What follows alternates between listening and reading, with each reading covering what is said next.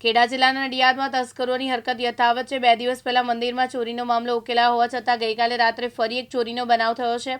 નડિયાદમાં સમતા party plot પાસે આવેલ સોલિલિટર કોમ્પ્લેક્સમાં ઋત્વી સ્ટુડિયોમાં રાત્રિના 10 થી 12 વાગ્યા દરમિયાન અજાણ્યા તસ્કરો ઘૂસી ચોરી ગયા હતા।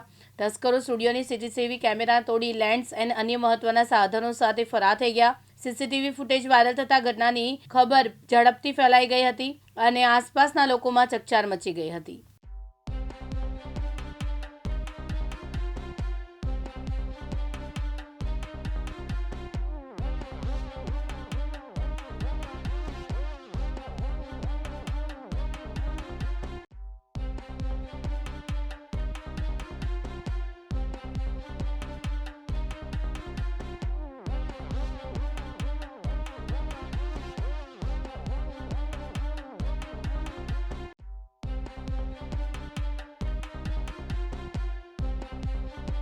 તૃષાલ પંડ્યા, દિવ્યાંગ ન્યૂઝ, ખેડા।